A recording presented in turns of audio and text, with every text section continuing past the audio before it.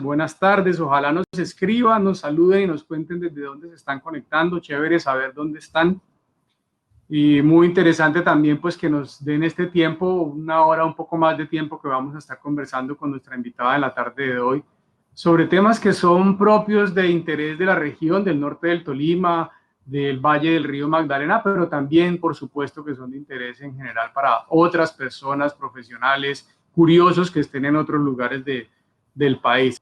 Como les decía, nosotros como Centro Cultural del Banco de la República, pues hemos optado por tener este ciclo de conferencias, talleres, charlas que hemos venido haciendo, aprovechando las nuevas tecnologías. Sabemos que para muchos no es fácil poder tener acceso, la brecha digital sigue siendo muy amplia en el país, pero este mecanismo nos ha servido por lo pronto para sobrellevar todo este pandemia, todo este aislamiento que tenemos, este confinamiento, y creo que ha sido una posibilidad, una vía interesante para poder seguir transmitiendo conocimiento, seguir discutiendo sobre los temas que son propios de debate, de interés para la región y por supuesto que hacen parte del plan de desarrollo de este centro cultural que, como se los he dicho en otros espacios, en otros momentos, tenemos como misión nosotros propender por la apropiación social del patrimonio cultural y natural de la región, no solamente de Honda, sino de toda la región del norte del Tolima, y por supuesto que ser un centro cultural que tiene lugar físico a orillas del río Magdalena, pues nos pone una tarea adicional y es trabajar, por supuesto, en función de la preservación, cuidado, recuperación, reconocimiento y visibilización de nuestro río grande de la Magdalena. Hemos venido, para contarles a los que se conectan, hemos venido haciendo un ciclo de conferencias que arrancó el año pasado, que además lo abrió también Erika, que es nuestra invitada de hoy, a quien voy a presentar más tarde y le doy las buenas tardes. Pero Erika fue quien abrió este primer ciclo de conferencias y la primera conferencia que tuvimos sobre arqueología en la región la hicimos el 3 de diciembre del 2019 y fue la arqueología y memoria en el norte del Tolima, que también la dictó Erika, que es quien nos acompaña hoy en día. Después, este año, ya entrados en confinamiento, en todo este espacio de pandemia, habíamos invitado presencialmente al profesor Guillermo Muñoz, candidato PhD en Cuaternario, Materiales y Culturas, que él es del grupo HIPRI de Investigación de Arte Rupestre de la Universidad Nacional, pero pues desafortunadamente no lo pudimos tener acá presencialmente, y con él hicimos quizás la primera conferencia virtual y llevando adelante todo este proceso de transmisión de conocimiento a través de las plataformas y de Facebook. Y con él hicimos una conferencia ese 28 de abril pasado sobre los petroglifos de Perico y del norte del Tolima, un tema que es muy sensible y que genera también mucho interés para todos los hondanos y para la región del norte del Tolima y por supuesto para los antropólogos, arqueólogos, geógrafos y muchas otras disciplinas que encuentran en los petroglifos de Perico un escenario bien interesante. Continuando con ese ciclo de conferencias, tuvimos la semana pasada, el jueves, recientemente, como invitada a Beatriz Rincón, investigadora del Grupo de Arqueología del Instituto Colombiano de Antropología e Historia, del ICANN, que es esta entidad adscrita al Ministerio de Cultura y que es la encargada de regir las políticas culturales en materia de antropología, de historia y de arqueología. Y la maestra Beatriz también estuvo hablando sobre arqueología en la región de Honda y el norte del Tolima, y allí hicimos una revisión no tan exhaustiva, pero sí fue muy juiciosa también en términos de ver la legislación que hay hoy en día en el país en materia de patrimonio, de arqueología, en todo lo que este país ha avanzado en legislación y en cómo hoy en día las obras de infraestructura, las grandes obras de infraestructura en nuestro país, las autopistas, las 4G, las 5G, todo esto que tiene como plan de desarrollo los gobiernos nacionales, pues tienen la obligación de tener un equipo de profesionales, de arqueólogos que estén allí pendientes, y lo decía yo el jueves pasado, son como esos guardianes de la memoria, esos vigías del patrimonio, que están pendientes de que antes de que se haga ese trazado y esa excavación para poder poner estas autopistas maravillosas que se están desarrollando y que nos están permitiendo conectarnos, pues antes de empezar todo ese proceso, pues ver qué hay allí, debajo de esas capas de tierra, qué rastros de memoria hay, qué contaban nuestros indígenas, o quizás también en una época mucho más reciente, vinculada con la época de la colonia o en la época prehispánica. Y esa es básicamente pues una de las tareas fundamentales que se viene haciendo con los equipos de arqueología que tienen todas estas obras de infraestructura. Y hoy, para ir entrando en materia ya con casi 40 personas asistiendo, buenas tardes a Fernando Vicario, buenas tardes a otros más que se conectan, para poder ir cerrando este ciclo de conferencias interesante, un tema que puede ser muy distante para algunos, que es la arqueología, hoy quisimos invitar a Erika nuevamente a hablar de arqueología preventiva en el Valle del Magdalena. Erika Lucía Gutiérrez Camelo, a quien voy a presentar, ella es antropóloga de la Universidad Nacional de Colombia, tiene una especialización en arqueología de la Universidad del Norte y ha sido investigadora principal de proyectos de arqueología preventiva para la ejecución de planes de manejo arqueológico. Y está invitada puntualmente hoy, esta tarde acá, porque vamos a hablar del Valle del Magdalena, pero sobre todo porque ella ha sido la investigadora que ha tenido a cargo, junto con su equipo también de arqueólogos que tienen como base Honda, por lo menos algunos aquí, han tenido a cargo el corredor vial Girardot-Honda La Dorada y todo lo que ha ocurrido en materia de arqueología en ese trazado. Y hoy lo que queremos justamente con ella, con quien lleva además más de 10 años de experiencia en estos proyectos, es que nos cuentes, que socialicemos, conversemos con Erika sobre qué se ha encontrado en esta ruta, además que es bellísima. Los que no la han hecho los invito a, cuando el confinamiento pase, que vengan a Honda por Girardot, se vayan por el sur de Bogotá, si vienen de Bogotá, vayan a Girardot, cojan ese trazado de Girardot, Cambá, Honda, La Dorada. Es una ruta muy bella, muy bonita, y que también tiene toda una historia debajo en estas capas de tierra, que es justamente lo que queremos hoy compartir y hablar con Erika. Entonces, pues sin más preámbulos, dándole la bienvenida, las gracias a ustedes. Tenemos ya más de 40 personas conectadas. Gracias por asistir a esta invitación.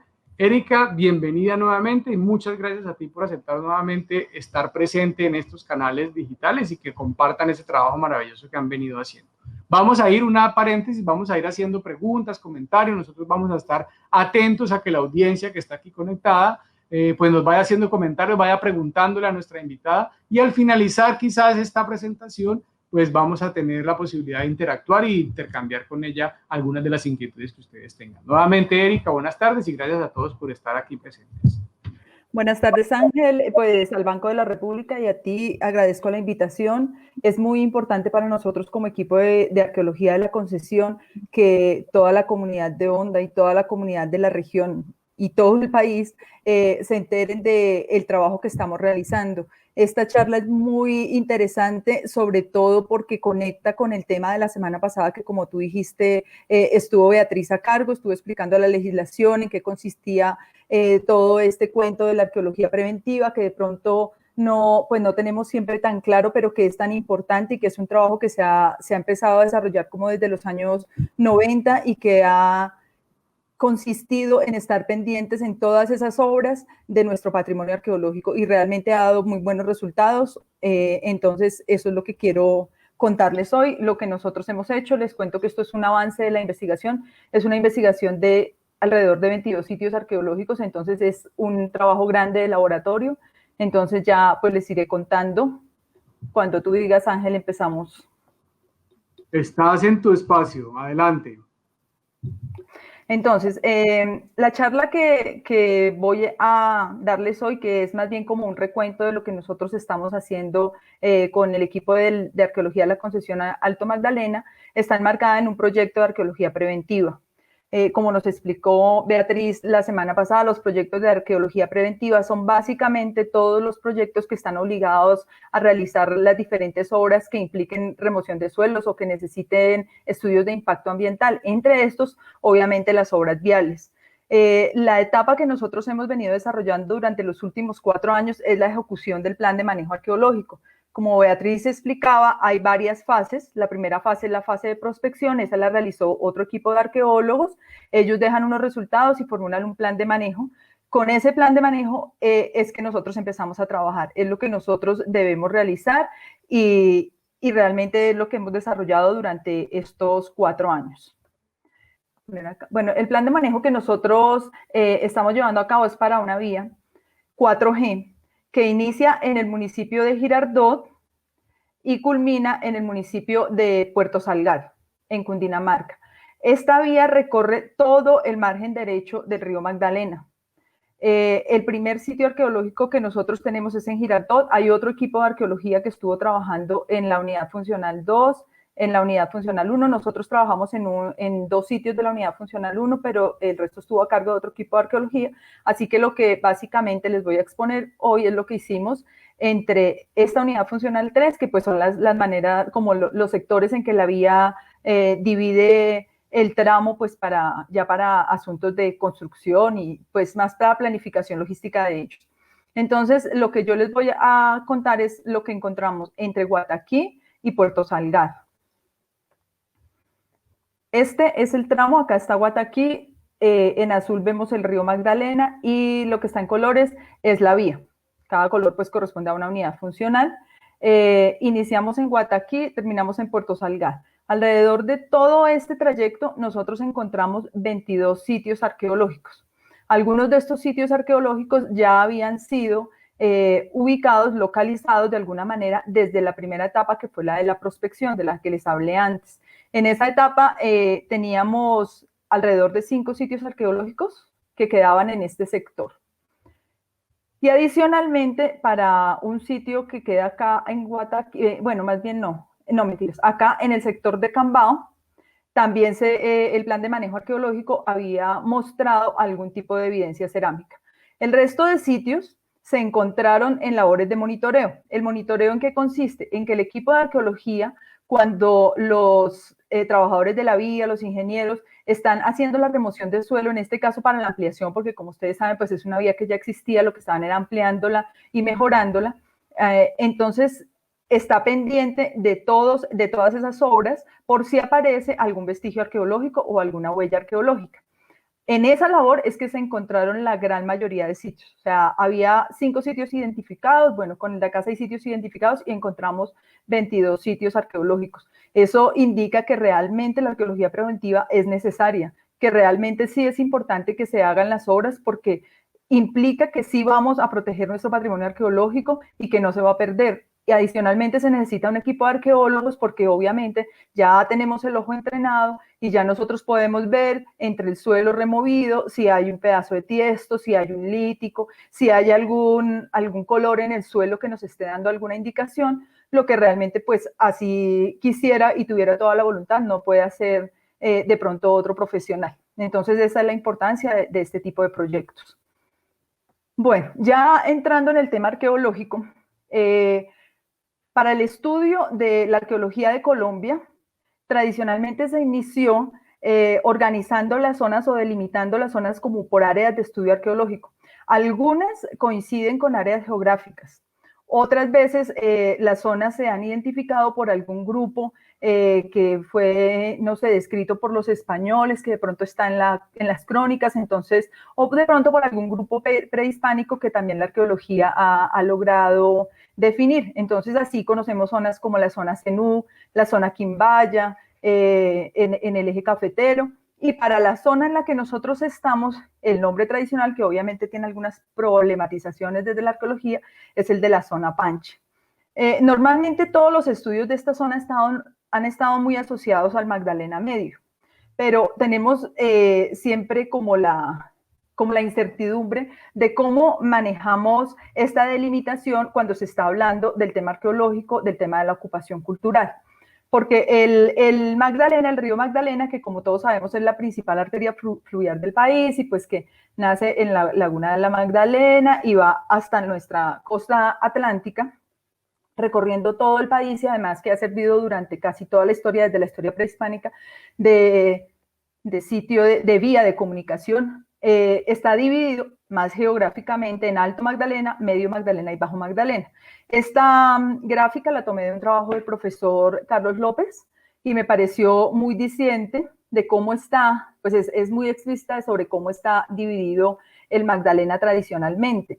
Esto nos pondría en que la zona en la que estamos trabajando, que está acá en el círculo rojo, estaría entre el Alto Magdalena y el Medio Magdalena, pero tradicionalmente en arqueología se ha asociado más al Magdalena Medio que al Alto Magdalena, que se asocia más con las culturas de San Agustín y todas las culturas que están en esta zona.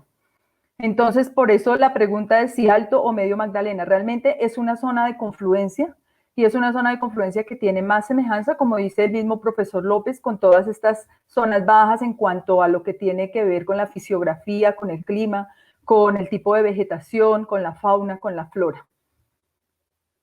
Bueno, Toda esta historia arqueológica para esta región, nos vamos a concentrar en lo que está dentro del círculo, que está entre Girardot y más o menos Puerto Salgar, porque si nos vamos más allá ya me podría quedar acá hablando toda la tarde. Entonces vamos a concentrarnos en los antecedentes arqueológicos de esta zona.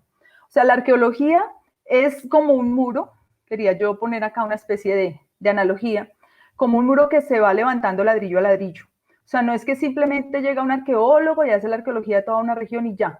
Él inmediatamente sabe todo lo que pasó y puede sentarse y contar toda la historia de la ocupación de esa región. Sino es algo que tienen que irse haciendo paulatinamente y que además es una disciplina que ha crecido, que se ha estado reinventando, que ha cambiado sus puntos de vista teóricos, que también se ha nutrido muchísimo de toda la tecnología y todos los medios que han implementado otras ciencias como las ciencias naturales, los análisis nuevos, las dataciones, como ciencias como la física, incluso tecnologías como los drones, como el LiDAR. Todas esas tecnologías han servido para que podamos aprender más sobre nuestro pasado histórico. Han servido como técnicas para aplicar en arqueología. Entonces, desde ese punto de vista, para esta zona en la que nosotros estamos, la investigación arqueológica ya lleva más de 60 años. Y no es, o sea, lo que no debemos hacer es empezar a ver esas primeras investigaciones como que estuvieron mal o como que quienes las hicieron a la luz de cómo lo estamos interpretando ahora se equivocaron. Porque si ellos no hubiesen hecho esos primeros intentos y no propusieran esas hipótesis y no hubieran llevado a cabo esos trabajos, nosotros no tendríamos la acumulación de conocimiento que tenemos ahora y lo que se ha logrado construir. Obviamente todavía falta muchísimo y más en zonas como esta, pero se han ido aportando poco a poco ladrillitos que pues nos han llevado a que ya tengamos más o menos un muro sólido sobre el que podamos hacer más investigaciones. Entonces, para esta zona de estudio, por ejemplo, tradicionalmente, desde el punto de vista arqueológico, nosotros vemos qué ocupaciones se dieron en un sitio, en un espacio en particular. Acá pues nos estamos guiando por la zona en la que estamos trabajando. Las ocupaciones para nuestro país se han catalogado con algunos números y algunas periodizaciones. La primera de ellas es la precerámica. Entonces estamos hablando de los primeros habitantes que llegaron a América, de acuerdo a los estudios arqueológicos que se han hecho a finales del Pleistoceno, comienzos del Holoceno, y que eran cazadores-recolectores, comunidades itinerantes de pocas personas. Sobre esa ocupación, por ejemplo, no tenemos absolutamente ninguna certeza para esta región. Obviamente, como se han hecho otros trabajos en el Valle del Magdalena, otros trabajos que se hicieron en el altiplano cundiboyacense y lo que se ha hecho en el resto de Sudamérica, Centroamérica y Norteamérica, pues tenemos la idea de que no quiere decir que porque no hemos encontrado sitios arqueológicos no hubo una ocupación precerámica. Lo que pasa es que es más difícil encontrarlos porque obviamente ellos dejaban menos vestigios. Ellos utilizaban tecnologías líticas o de pronto las zonas en donde se ubicaron o en donde quedaron estos vestigios pudieron haber, sobre todo en el Valle del Magdalena, pudieron de pronto haber desaparecido por los mismos cambios que ha tenido el río, de pronto por la misma influencia de los volcanes. Ustedes saben que por ejemplo, las avalanchas que ocurren como la que ocurrió en los años 80 pueden llegar a los ríos Gualí y así llega al río Magdalena y puede hacer que se sepulten un montón de evidencias. No sabemos, pero pues para esta zona tampoco pues se han hecho estudios precerámicos y no tenemos una información muy certera de quiénes estuvieron habitando esa época este espacio. Entonces, la mayoría de investigaciones que se han realizado son para ocupaciones agroalfareras. Esto es grupos que ya practicaban la agricultura, de alguna manera, no necesariamente que eran agrícolas y tenían grandes plantaciones, pero que practicaban la agricultura y que definitivamente eran alfareros. O sea, que manejaban y trabajaban la cerámica y utilizaban la cerámica. La cerámica es uno de los elementos que más estudiamos a los arqueólogos, ya que es un elemento que pervive, que perdura, que pues está hecho del mismo suelo, es finalmente suelo quemado, pero entonces tiene muy buena posibilidad de perdurar en el tiempo. Otro tipo de elementos, como de pronto, no sé, si hacían tejidos de algodón, todos los elementos que hacían con fibras vegetales, no es muy fácil que se conserven. Entonces, por eso la cerámica es como de los elementos, la cerámica y la industria lítica, que son todas estas herramientas que se hacían con rocas, con piedra, son las que nos dan a nosotros mayor información de los grupos que habitaron estos territorios. Entonces, para esta zona de estudio, como les decía, las primeras investigaciones que se realizaron estaban tratando de comprobar rutas de migración. En esa época se pensaba en alguna invasión caribe o caribe, como nosotros hemos escuchado. Todos hemos escuchado hablar de los caribes, que eran unos indígenas muy belicosos, que eran unos indígenas antropófagos. Los españoles hablaban sobre ellos, escribieron en sus crónicas y pues justificaron también muchas de las cosas que hicieron, describiéndolos a ellos y diciendo pues todos los problemas que les trajeron durante su época de conquista. Entonces, como les decía, estas primeras investigaciones tuvieron que ver con las primeras investigaciones que se estaban desarrollando en Sudamérica para entender el poblamiento y para entender también el surgimiento de estas primeras comunidades alfareras. Entonces, muchas investigaciones mostraron que hacia el Brasil y hacia el Orinoco, hacia toda la cuenca del río Orinoco, existieron unas poblaciones de tradición cerámica que al comparar esa tradición cerámica, esa cerámica que ellos hacían, estos estilos que tenían, las vasijas que ellos moldeaban, se parecían mucho a otras que se encontraban en Venezuela, en las Antillas, en el sur de Colombia. Entonces, eso hizo que los estudiosos de esta época plantearan que todas las ocupaciones, sobre todo las ocupaciones tardías o los grupos encontrados ya para la época de los españoles, eran grupos que habían llegado a esas zonas movilizados desde el Amazonas por el Orinoco. Entonces, esos fueron los primeros estudios basados en buscar cómo se dio esa primera ocupación. Para la zona Panchi, que es acá donde está este número 7, este mapa lo tomé de un arqueólogo Castaño que hace una buena descripción de lo que se pensó en ese momento. Se supone que venían del Orinoco, vinieron del Orinoco, más o menos por acá, como por la montaña santandereana, bajan al Valle del Magdalena y ocupan esta zona. Él propone que hay dos tipos de grupos Carib, o más bien como dos oleadas Carib, a uno los llama tradicionales y a otro integrativos. Los otros, él propone que vienen acá del Amazonas, por el río Caquetá, por el río Putumayo y llegan al suroccidente del país. Y entonces serían todos estos grupos que nosotros conocemos como Ansermas, Quimbayas, incluso los Pantágoras que son vecinos, ahorita adelante lo veremos, de los Panches, y que ocupan todas estas zonas. Él propone esas dos tradiciones. Pensando en analizar si esto ocurrió o no ocurrió, empezaron los primeros estudios. El primero fue un estudio más que arqueológico-lingüístico que hizo Paul Rivet. Entonces, él lo que hace es empezar a buscar algunos términos que quedaron en las crónicas, algunos términos utilizados por todos los indígenas de estas zonas, buscar las terminaciones de estos términos, bueno, lo que hace la lingüística para buscar como la genealogía de una lengua, de un idioma. Eso fue lo que él hizo. Adicionalmente se ayudó de la toponimia, que son los nombres de los municipios. Entonces, por ejemplo, él decía que todo lo que terminaba en ima, anapoima, tocaima, eran raíces de la lengua caribe. Entonces, que eso podría dar buenas luces sobre que era muy posible que sí se hubiese dado esta incursión de los caribes desde el Amazonas hacia el centro de Colombia o hacia este valle intercordillerano. Bueno, el siguiente, bueno, además dentro de lo que Rivet propone, él dice que en la arqueología se puede ver porque existe un horizonte de urnas funerarias que ya fue sobre el que trabajó Reichel Dolmatov. Él y su esposa hicieron investigaciones arqueológicas por todo el país y a pesar de que podemos tener críticas a la luz de las escuelas teóricas de hoy en día, el aporte que hicieron a la arqueología de Colombia es impresionante. O sea, realmente no hay una zona en donde ellos no hayan estado trabajando y donde no hayan dejado bases que se tienen que retomar para cualquier estudio arqueológico. Entonces, entre estos estudios, ellos proponen el horizonte de urnas funerarias. Entonces, ¿qué es lo que hacen? Empiezan a recorrer toda esta zona, lo que estamos diciendo desde Santander hasta acá, hasta el Espinal, y empiezan a ver que hay un tipo de vasijas recurrentes que son las urnas funerarias.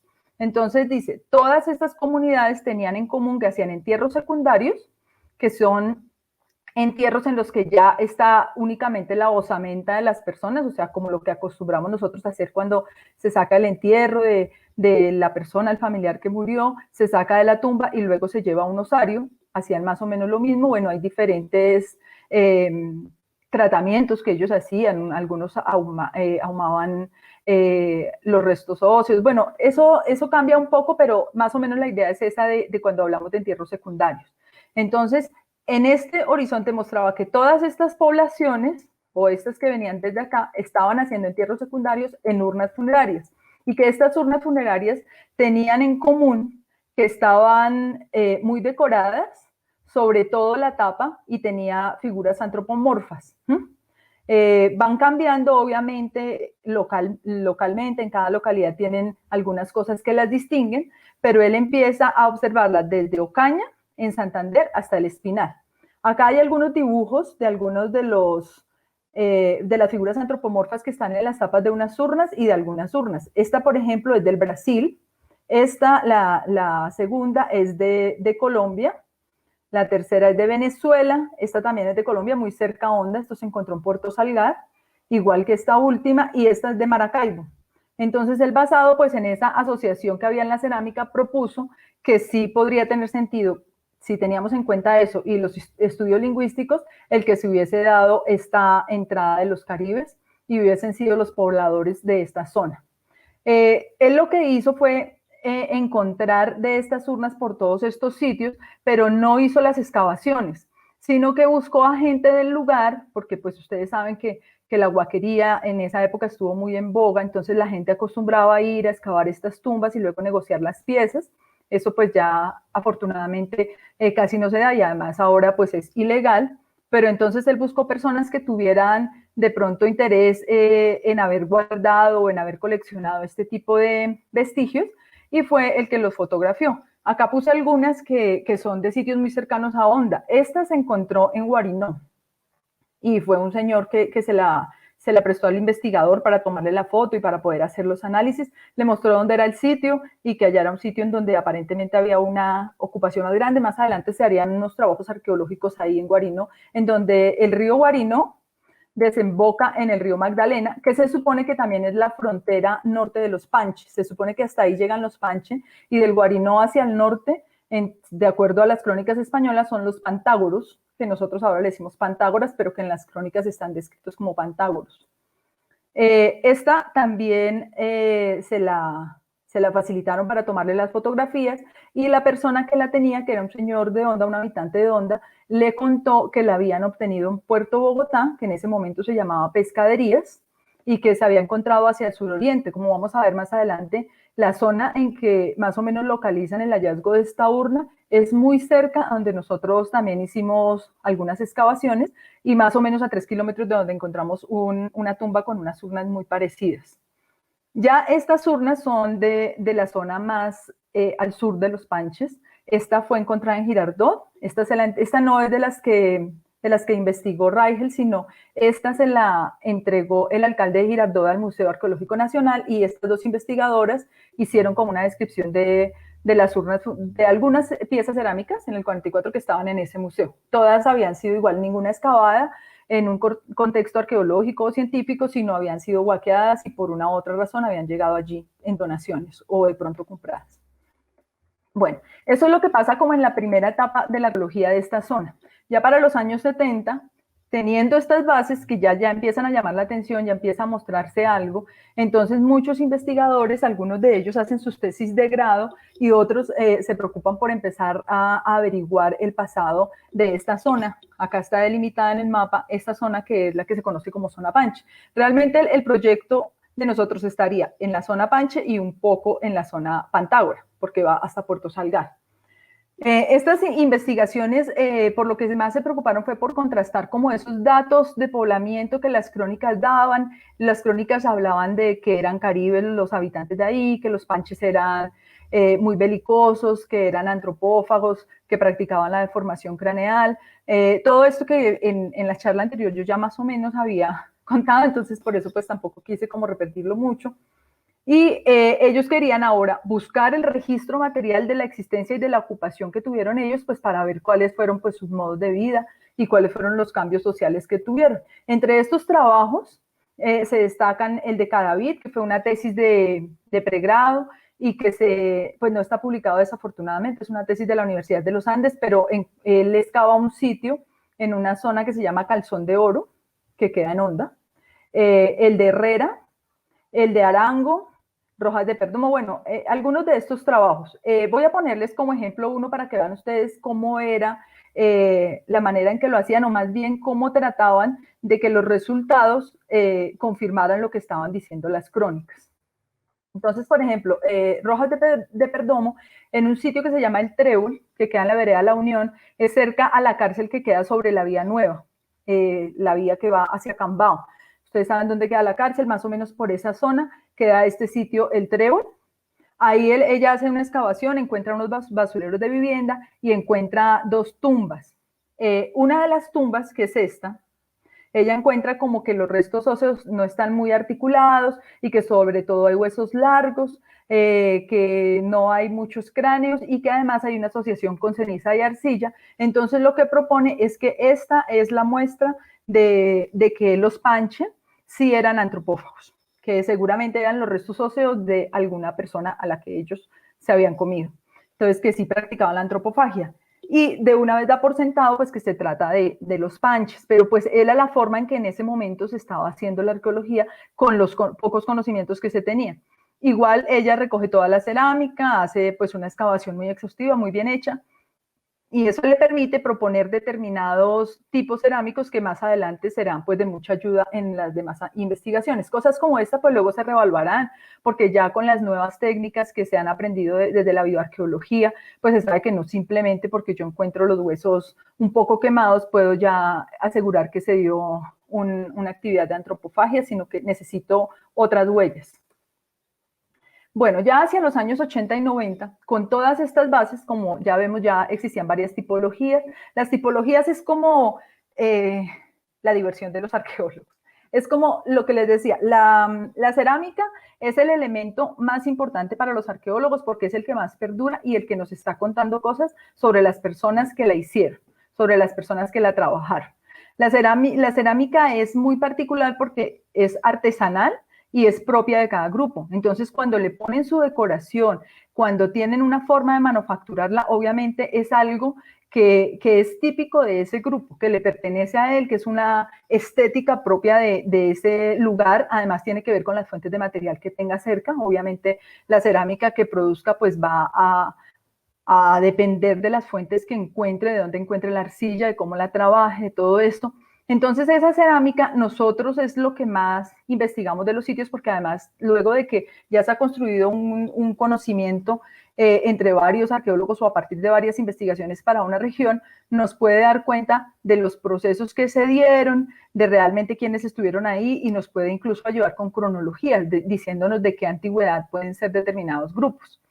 Entonces todos esos trabajos que les mostraba acá fueron trabajos que hicieron tipologías cerámicas y que empezaron a encontrar sitios con determinadas características y sirvieron de base y llamaron la atención para que nuevos investigadores siguieran con todo este trabajo.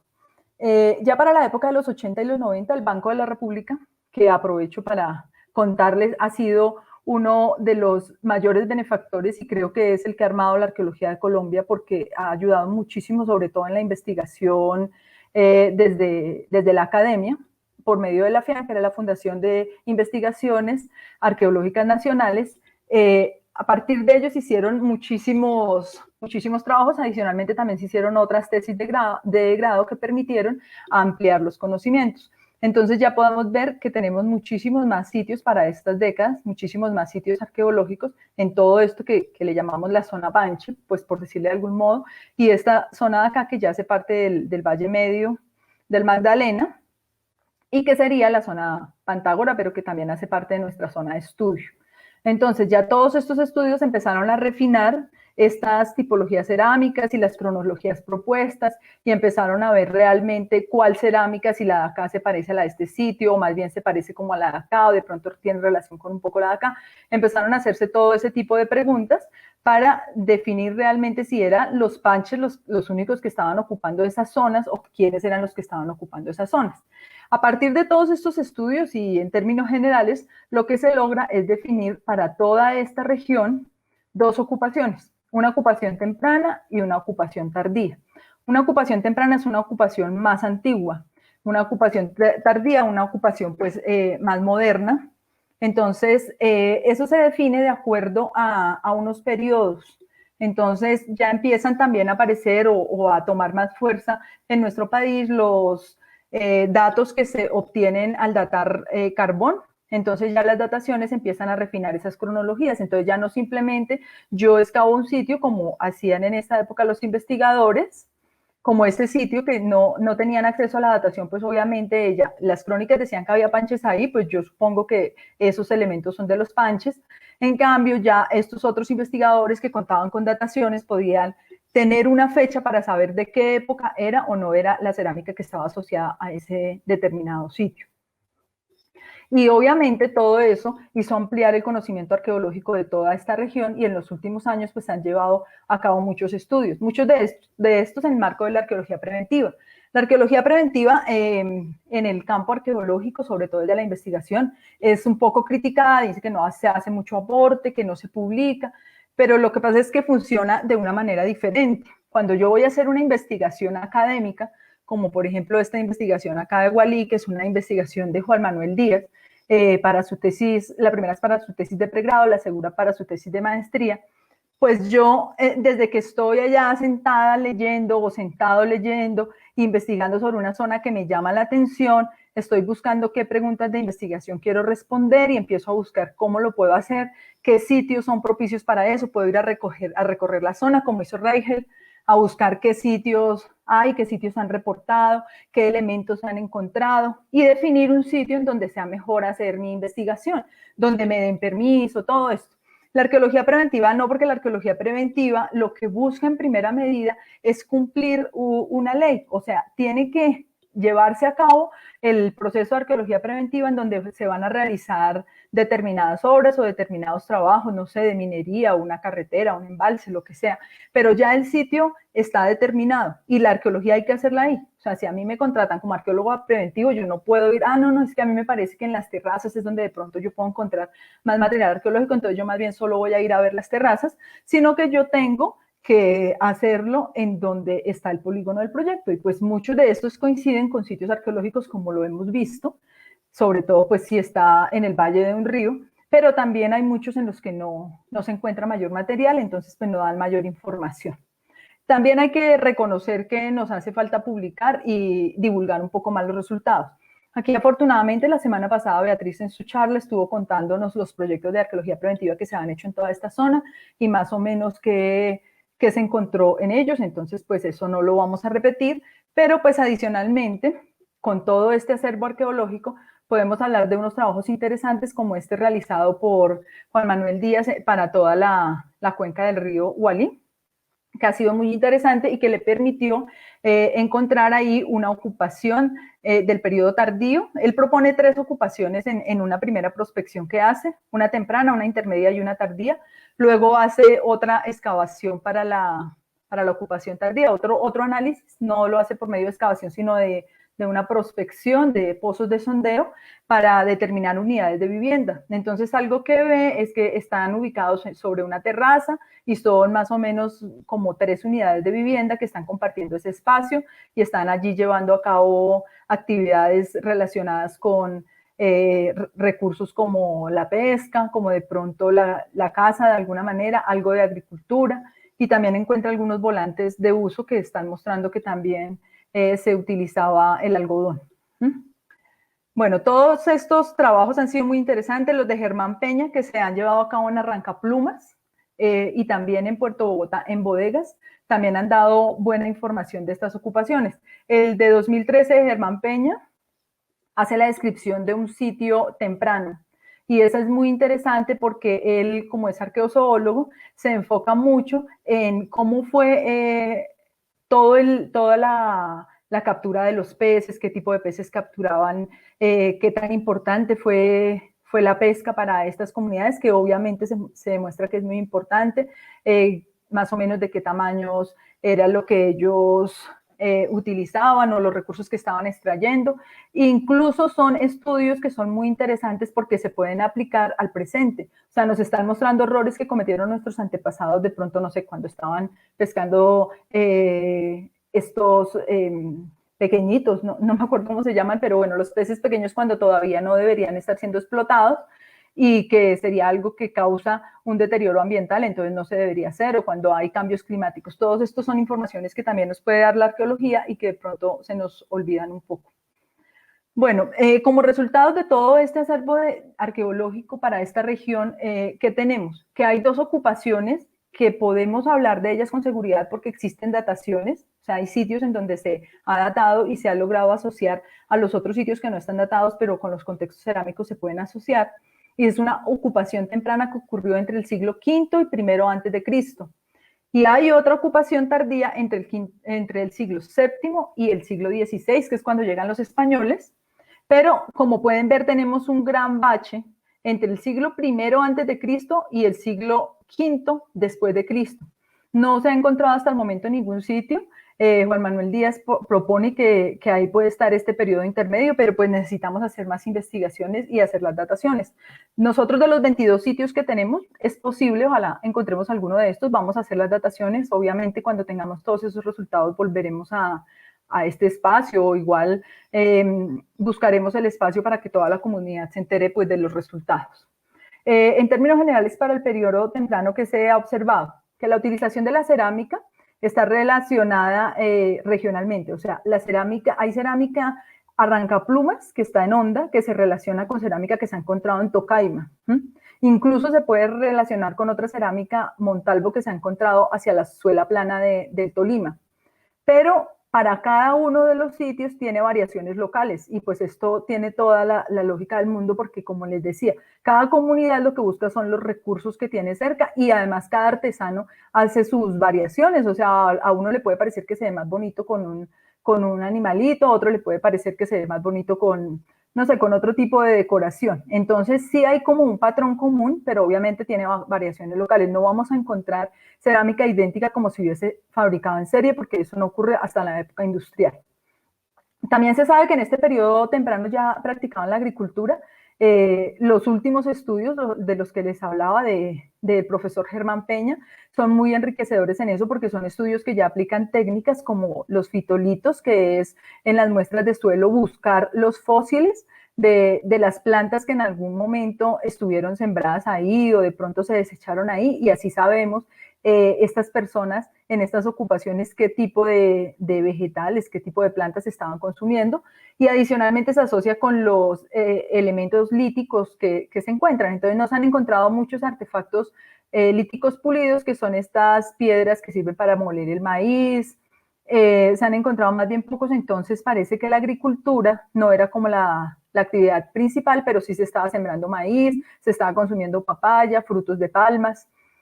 Y lo más importante era que era una economía muy pesquera. Obviamente estamos hablando de un sitio que está al lado del río Magdalena, Arrancaplumas.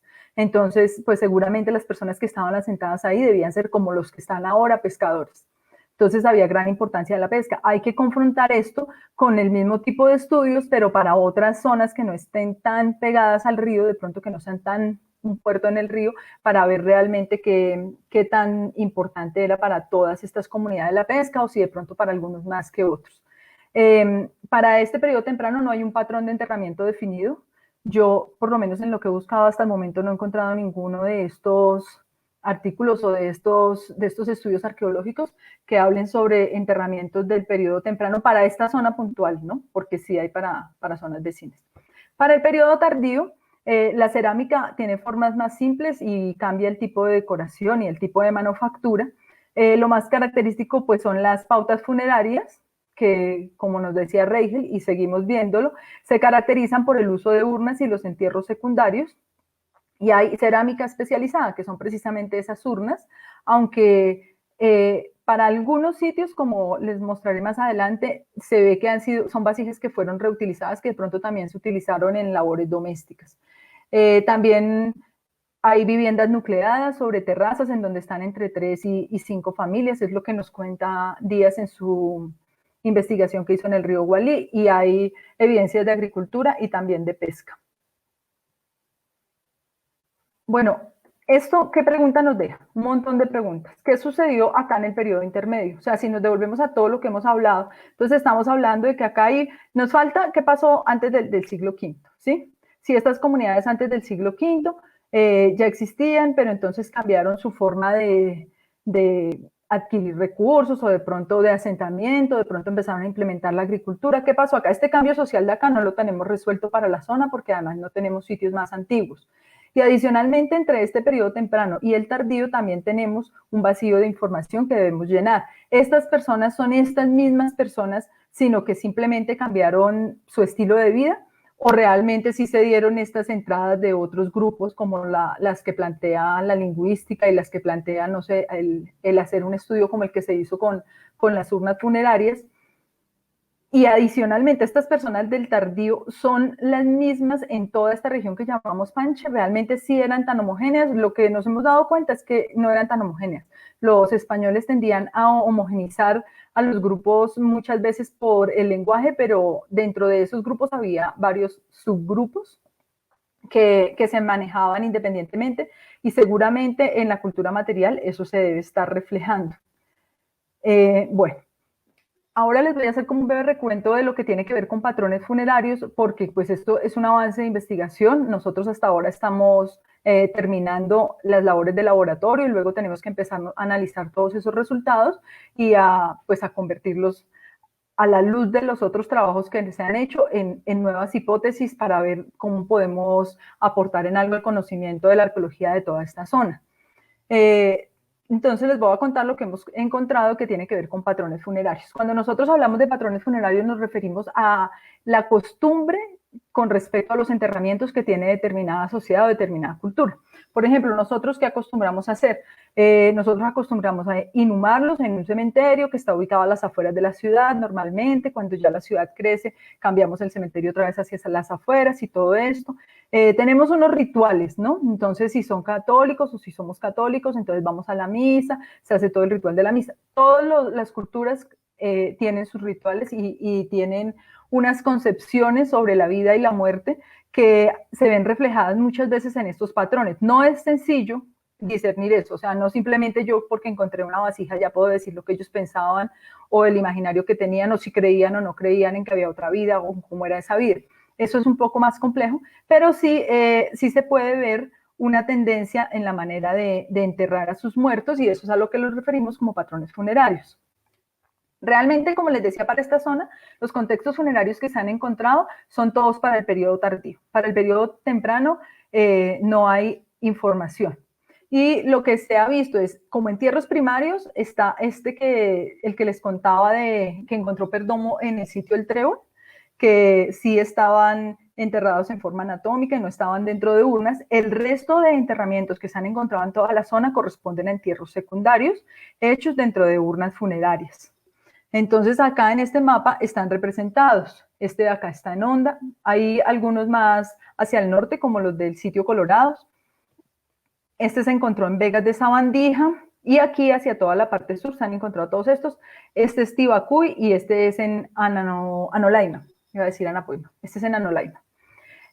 Bueno, este trabajo del que yo tomé no puse acá la referencia, es de un investigador, Guillermo Ramírez. Es la tesis de doctorado de él que hizo en el año 2017. Él retoma la zona Panche, o sea, él parte de que esto sí lo considera que es la zona Panche y que todas las ocupaciones o todos los sitios arqueológicos de ocupación tardía corresponden al periodo que los españoles, o más bien a la sociedad que los españoles denominaron como Panche.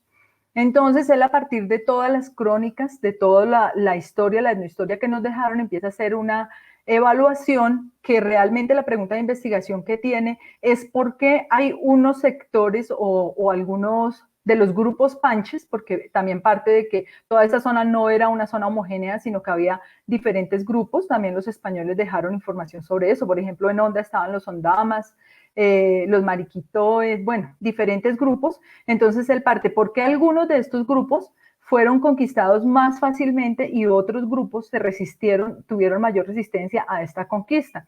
si esto tenía que ver con las zonas de pronto en donde que estaban ocupando, si eran zonas planas o zonas de altura, pues sin querer ser determinista geográfico, él mismo lo aclara, pero quería ver si de pronto tenía algún tipo de relación. Y al final él dice que le parece que todas estos grupos asentados hacia el sur del territorio fueron más fácilmente conquistados y los que están en el norte fueron un poco más, más bien opusieron un poco más de resistencia a la conquista española.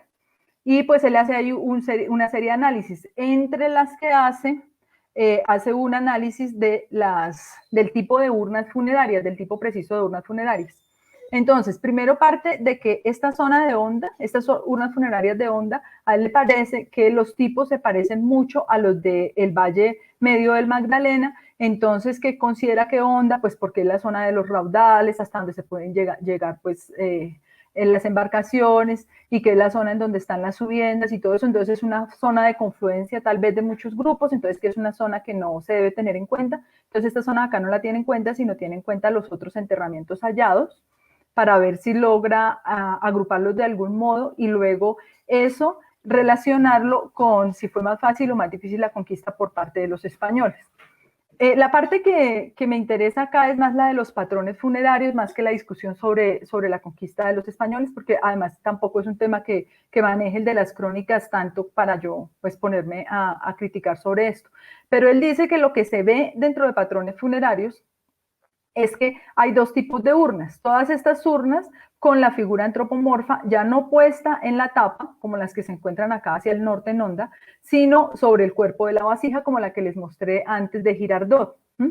Y que esas están como hacia la zona más plana y que llegan incluso pues hasta el Guamo, miren, Suárez, toda esta zona.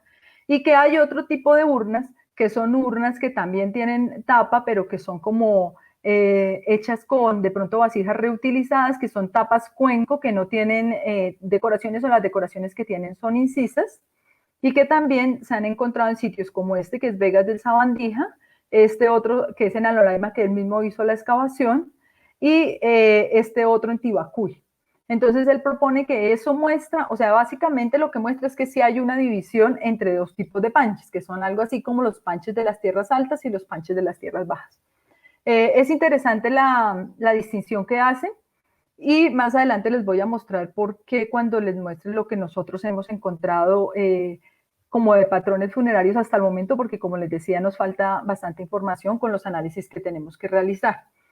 Es bastante interesante lo que él propone, aunque desde mi punto de vista habría que reevaluar si realmente podemos asegurar que todos estos sitios pertenecen a la ocupación Panche.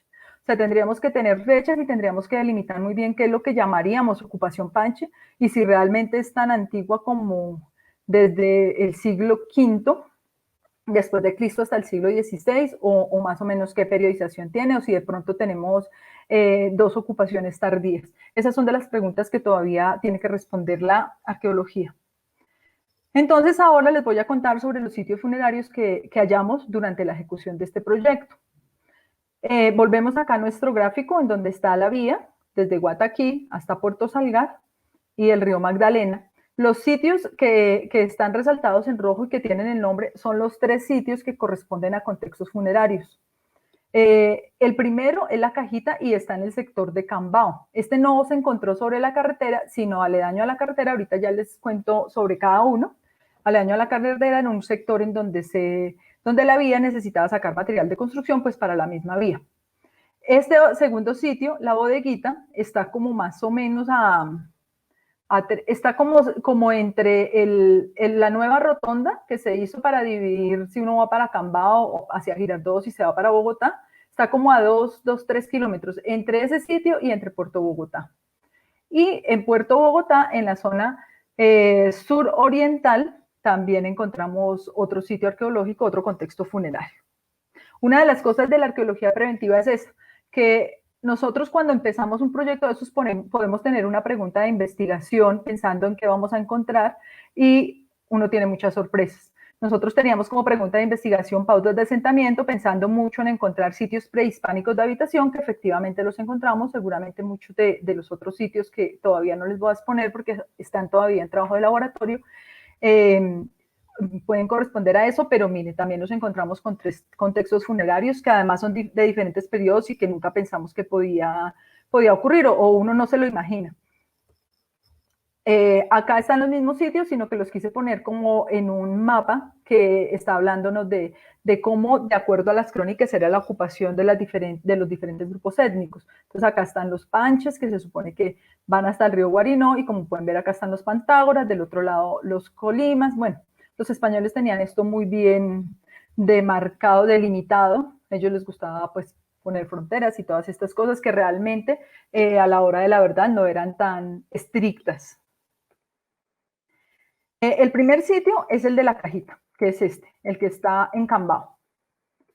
Este sitio, como les contaba, esta es un mapa de la etapa de prospección. Acá fue donde encontraron ellos unos tiestos en esta pequeña zonita, y era como lo que habían dejado en el plan de manejo arqueológico, llamando la atención de que ahí era importante llevar acá un rescate, o por lo menos acabar de hacer un buen reconocimiento del lugar, porque era posible que se encontrara algún sitio arqueológico.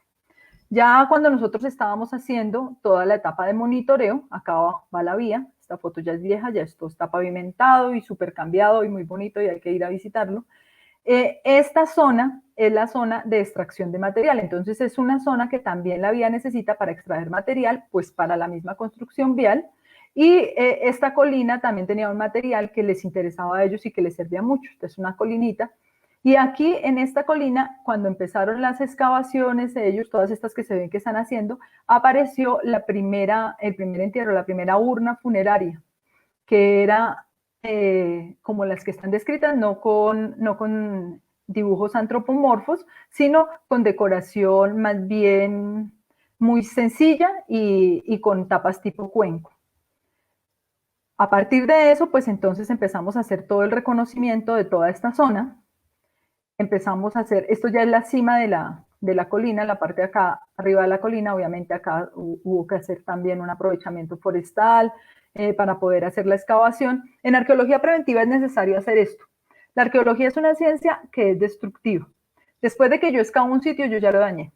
Si yo no lo excavé bien, si yo no tomé bien los resultados, si yo no hice un buen registro de todo lo que encontré, no solamente para lo que yo vaya a concluir, sino que quede todo tan bien registrado que si otro investigador no está de acuerdo con lo que yo dije, que es totalmente válido y así se construye el conocimiento, pueda ir, buscar todo eso que yo hice y tener un registro tan preciso que pueda dar otra hipótesis o pueda tener toda la información necesaria.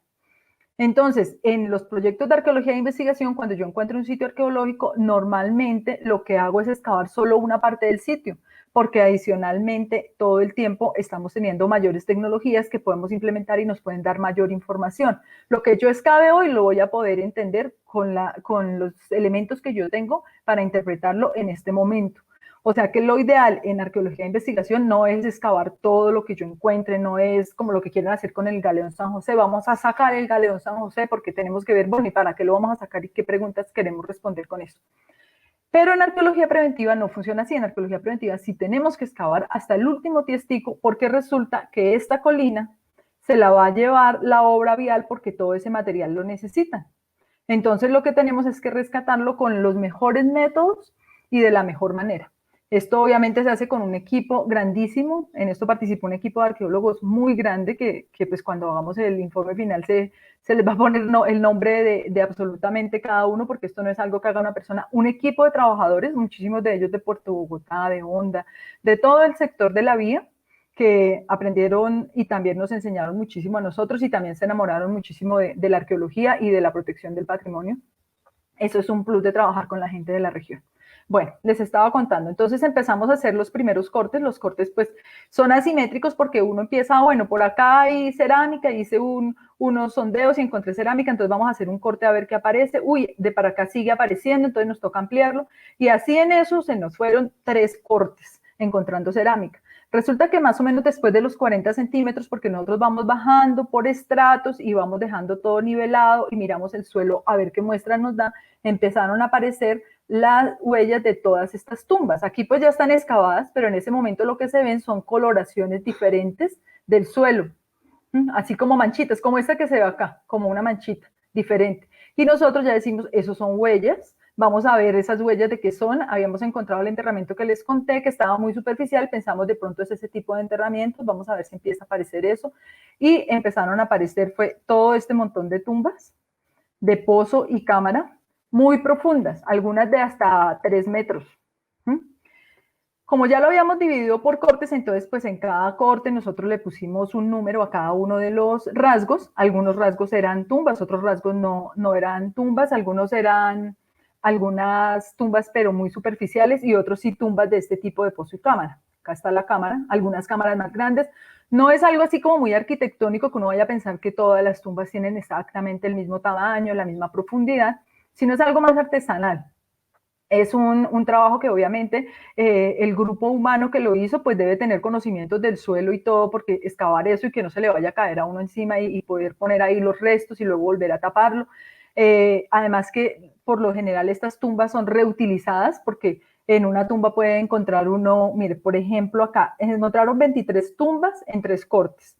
En este corte se encontraron 172 individuos. O sea, no es que entierren a todas las personas al mismo tiempo, sino que ellos ya saben en dónde están las tumbas, muchas veces van, las abren y hacen otros enterramientos.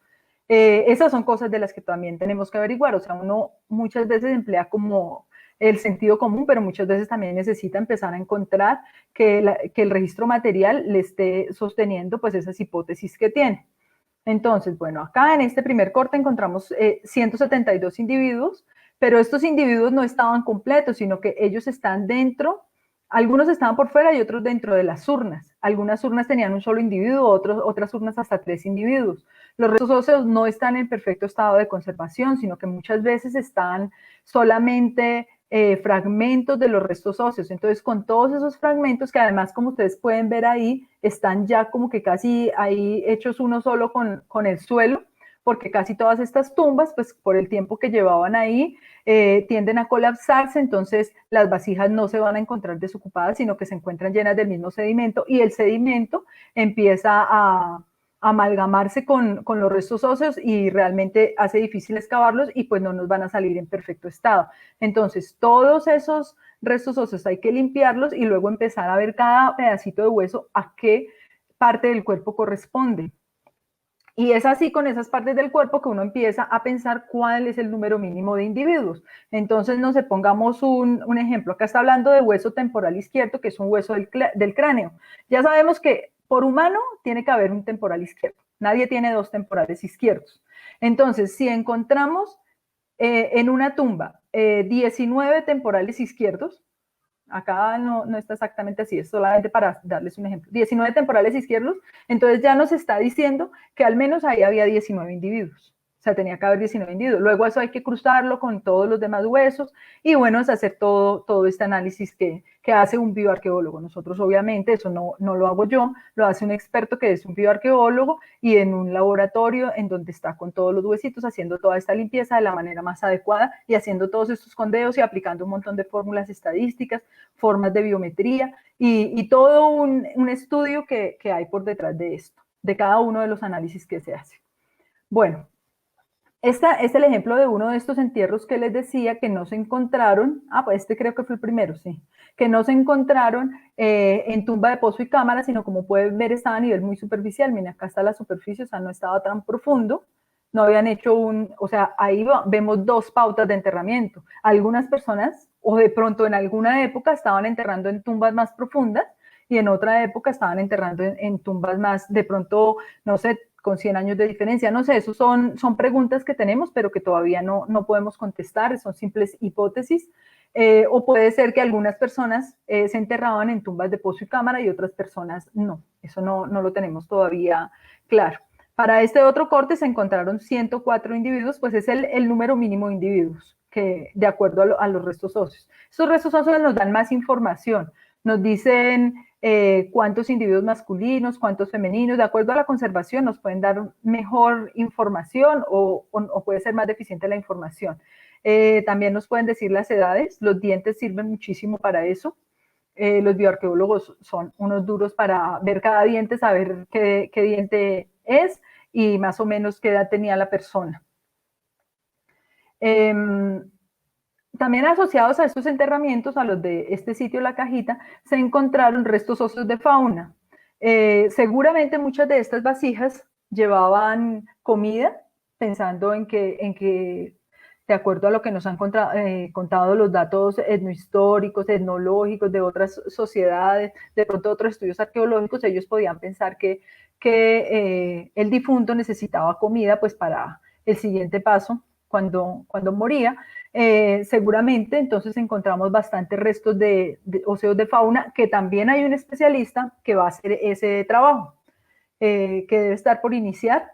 Entonces es hacer lo mismo que nosotros hacemos con los restos óseos humanos, bueno, que los bioarqueólogos hacen con los restos óseos humanos, pero con los restos de fauna. Ahora él le va a tocar, es decir, cada huesito de esos a qué animal pertenece. Un poco también complejo el trabajo, por eso lo debe hacer alguien que sea experto en la materia. También encontramos besotes. Los besotes son estos expansores sublabiales que se ponen, ahora están de moda también ponérselos debajo del labio, no sé si ustedes los han visto, que se hacen un orificio acá como si fuera un arete, los ponen y acá se ven hacia afuera. Eso es algo bien particular de este sitio porque no hay reportado para ninguna de las investigaciones, ni del Valle del Magdalena, ni tampoco de la zona del Tolima, ni tampoco del altiplano cundiboyacense, el que se haya encontrado en excavaciones este tipo de artefactos. Hay reportado para la cuenca del río Cabrera, que es como hacia Dolores, Tolima, y como hacia Dolores, Tolima, subiendo la cordillera como hacia el Huila, como hacia Colombia, Huila. Para esa zona sí hay reportados como 2 o 3. Nosotros encontramos en estas tumbas alrededor de 27, me parece, no estoy segura, ahora les confirmo. Otra cosa muy particular y que podríamos decir, ay, mire, son panches, porque eso no lo está comprobando. Bueno, que sí encontramos, lo de panches no lo sabemos todavía, pero que sí encontramos es la deformación craneana intencional. Esta práctica cultural es una de las que se considera muy característica de estos grupos caribe. También se encuentra en toda la zona del Valle del Cauca, pero también se encuentra en muchas otras regiones de Sudamérica, incluso en Centroamérica también es muy utilizada, fue muy utilizada. Y es como algo estético, ¿no? O sea, los españoles, sí, pensando en la época de los españoles, pues que es la información histórica que tenemos, ellos describen que lo que hacían era que cuando los niños eran pequeños les ponían una tabla hacia esta zona de la cabeza y una tabla a esta zona, la amarraban y obviamente eso iba haciendo que el cráneo se alargara. No todos los cráneos tienen deformación craneal, entonces tendríamos también que ver por qué la diferenciación. Igual no todos los individuos tenían besote, porque si todos los individuos tendrían besote, encontramos cuántos individuos, como casi 300, tendríamos que haber encontrado como 300 besotes. O sea, esos pueden ser de pronto elementos que nos están mostrando que los utilizaban de pronto los hombres que iban a la guerra, no sé, tenemos que hacer el análisis concreto, ver el besote exactamente si estaba asociado a una tumba masculina o femenina, de pronto no se los usaban los adolescentes, no sé, eso es lo que tenemos que empezar a entender. Estos son los besotes, esta es la parte que se vería por fuera o sea, debajo del labio se vería esta parte, y encontramos uno únicamente que tenía este círculo que es como en tumbaga y que vendría pegado acá. Estos besotes sí se encuentran en la zona tairona, allá sí son muy comunes y también están asociados a elementos orfebres muy elaborados. O sea, ellos realmente no ponen simplemente un circulito o una laminita de tumbaga, sino que estos de la zona tairona tienen incluso papagayos. Y en el Museo Zenú les recomiendo que vayan, el Museo del Oro Zenú, es fácil observarlos. Se hallaron 28 expansores sublabiales, llamados besotes o tembeta. Este nombre, el de besotes, lo utilizan más en Centroamérica porque para la zona mexica sí eran muy comunes, los utilizaban los guerreros y eran de uso exclusivo de los guerreros. Si los usaba alguien más, daba pena de muerte. Y tembeta es la forma en que les dicen hacia el sur de Sudamérica, hacia la zona de Paraguay y del norte de Argentina, en donde también se utilizan, incluso muchos de madera. Y todavía algunos indígenas como del sur del Amazonas todavía utilizan. Algunos de estos se encontraron dentro de vasijas como esta, acá pueden ver la vasija colapsada, pero acá estaba, y otros se encontraron en el suelo. También se encontraron restos óseos de fauna, acá podemos ver un animalito, no me atrevo a decir qué animalito es, hay que esperar a que el arqueozoólogo nos confirme. Una de las tumbas tenía un esqueleto, esta no es la fotografía, pero es de un felino, que tiene la peculiaridad de que no está el cráneo. Entonces, eso podría de alguna manera asociarse a algún tipo de ritualidad, de pronto, porque no está la cabeza del animal. Este se encontró a 310 centímetros de profundidad en la tumba 15. Y la alfarería, o sea, las vasijas que encontramos en esta zona son más o menos de este tipo. Esta es la tapa, que es como una tapa cuenco, y vasijas de este tipo. Muchas vasijas de este tipo, como ustedes pueden ver, tienen decoración únicamente acá en el cuello y son decoraciones muy simples, ¿no? Incisiones, muy diferente a las urnas funerarias estas que vimos cuando estábamos hablando del horizonte de urnas funerarias, pero sí parecidas a las que nos estaba describiendo Ramírez en su tesis doctoral para la zona alta, para lo que encontró en Tocaima, en Anolaima, sí se parecen mucho a esas. El tipo, hasta el momento, a nosotros se nos asemeja mucho a un tipo definido para la zona plana del Tolima, que se llama el Magdalena Inciso. No quiere decir que sea idéntico, lo que les decía, cada localidad tiene sus variaciones, pero pues tiene familiaridad con eso. Obviamente para este sitio se harán dataciones que nos van a dar unas fechas exactas y nos permitirán pues asociaciones más precisas. Por el momento, nosotros pensamos que puede parecer a eso. La descripción que hace Salgado es por la presencia, está caracterizado por la presencia de vasijas sencillas de mediano y gran tamaño, acompañadas por otras que pueden hacer las veces de tapas. También son comunes los recipientes globulares con asas, cuencos, platos, figurinas sólidas y volantes de uso con motivos incisos. Nosotros no encontramos volantes de uso, tampoco encontramos figurinas, y las vasijas no son de un tamaño tan exagerado o tan grande como el de algunas que sí se han encontrado en el Tolima y que están en el Museo Arqueológico de la Universidad del Tolima. Los motivos de incisión geométricos sí coinciden, y lo de los baños, pues estas tampoco las hemos encontrado. Hay algunas que parece que tuvieran un baño de pronto rojo o café, pero no es como la generalidad. Bueno, ¿qué tareas pendientes tenemos? Como les decía, esto es un avance. Tenemos para los restos óseos hacer la datación por AMS de restos óseos, de muestras de carbón que tenemos, de algunos restos óseos, y la idea es hacer un análisis genético poblacional. Los análisis genéticos también nos dan cuenta de la manera en que se ocupa un territorio, porque es como si se buscara allá en el ADN esos vestigios como los que buscan los lingüistas en las terminaciones de las palabras, pero los buscan los genetistas en el ADN, pero esos resultados, pues cuando los tenga, haremos la exposición. En otros materiales, pues se va a hacer un análisis de láminas delgadas para la cerámica y los besotes, para determinar las arcillas, si eran del lugar o si de pronto eran traídas de otra parte, igual un análisis de las cuentas de collar que se encontraron para saber en qué fueron hechas, de los restos arqueozoológicos, y de fitolitos de almidones y macrorestos. ¿Esto qué es? Todas estas vasijas que se sacaron y que estaban llenas de tierra, muy seguramente si en algún momento tuvieron comida, esta comida debió dejar fitolitos, que son como los fósiles de esas plantas. Entonces, esto es lo que se va a buscar analizar. También lo hace un experto, en este caso una arqueóloga experta en fitolitos y almidones, y ella nos va a contar más o menos de qué género eran las plantas que se estaban consumiendo. Los macrorestos son semillas que también encontramos, esas sí las encontramos nosotros en el laboratorio, pues con el equipo de arqueología haciendo flotación, y están ya separadas, y también un experto va a contarnos de qué semilla se trata para nosotros saber más o menos qué estaban consumiendo.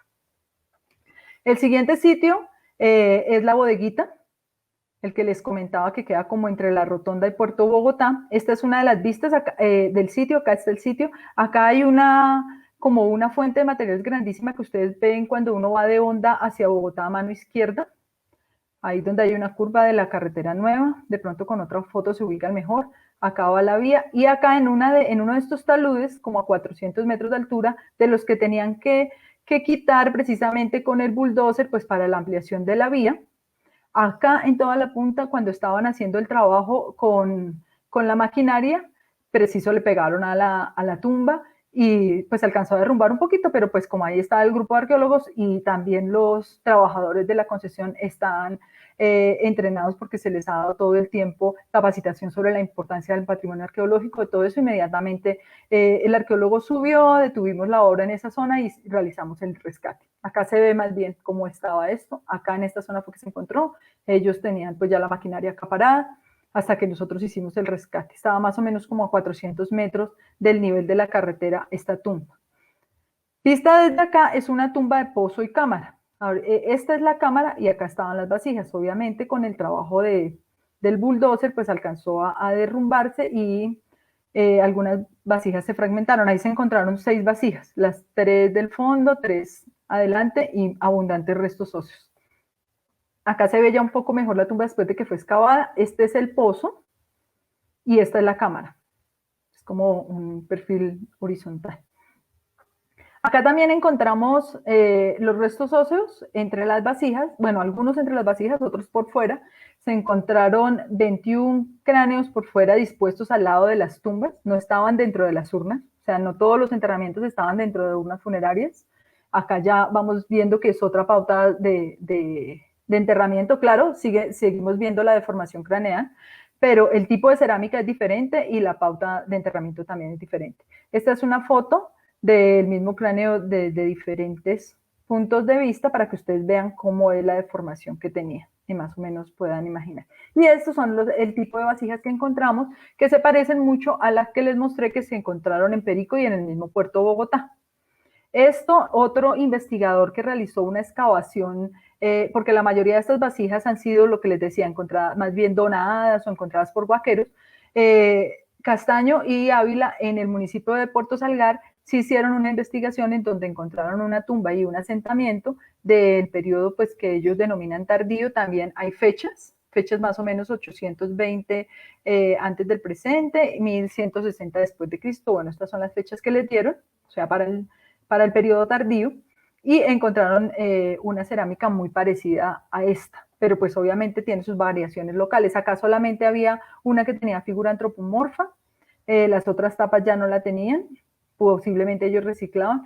Lo otro que encontramos asociado fueron todas estas cuentas de collar, que Juan Manuel Díaz, alguna vez que vino, el arqueólogo que les comentaba, nos dio la idea de que podría tratarse que tal vez estaban decoradas las vasijas como esta, aunque esta es una funeraria de las que define Regel, pero más para la zona del Valle Medio, del Magdalena. Aquí también tenemos las mismas tareas pendientes, tenemos que hacer las dataciones, tenemos que hacer el análisis genético y los análisis de la cerámica y de las cuentas de collar. Y el último sitio es el sitio que encontramos en Puerto Bogotá, que este pues fue de los más sorprendentes. Como ustedes saben, la vía se extendía como hacia la última, donde termina Puerto Bogotá, hacia la última cuadra, y todo esto estaba construido con casas, pues había un barrio aquí. Después de que empiezan ya hacen la compra de las casas, derrumban las casas y empiezan a quitar con la maquinaria las bases de estas, acá en esta zona, donde está el 1, que es el corte 1, el primer corte, empezaron a aparecer unos restos óseos humanos. Entonces el equipo de arqueología, que estaba haciendo las labores de monitoreo, inmediatamente paró la excavación y empezamos a hacer lo que nosotros decimos una prospección intensiva, que son un montón de huecos para delimitar el sitio, y empezamos a ver que ahí había un sitio arqueológico. Entonces se delimitó y se empezó a excavar. Más adelante nos dimos cuenta que el sitio continuaba acá, muy seguramente en esta zona también, pero como ustedes pueden ver, mira, acá hay una vía y acá hay otra serie era como la parte que estaba más desarrollada ahí urbanamente, o más construida, más bien con más construcción, y todo lo que creemos es que cuando hicieron todas estas construcciones, destruyeron todos los vestigios de esta zona. Se alcanzó a salvar esto y la parte de acá.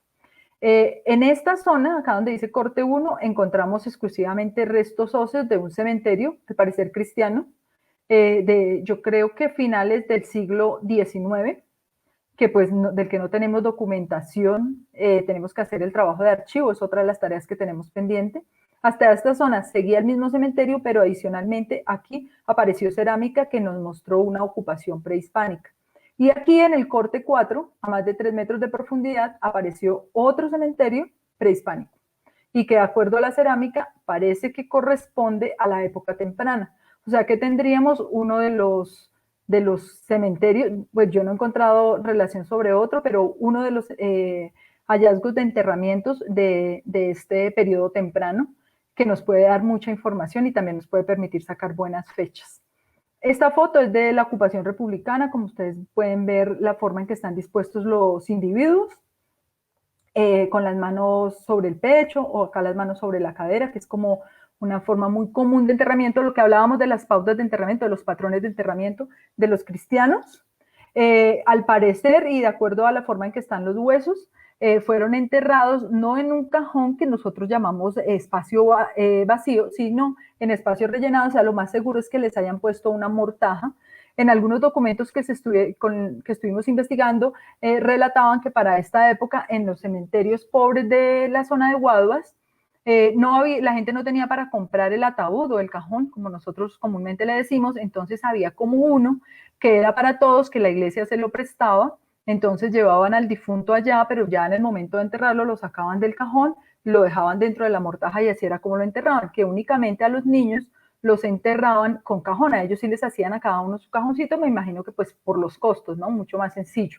Y eso lo hemos comprobado porque nosotros no encontramos ninguna huella de que el individuo estuviera enterrado en cajón, y adicionalmente tampoco encontramos los clavos, que es lo normal encontrar cuando se ha enterrado en cajones de estos de madera.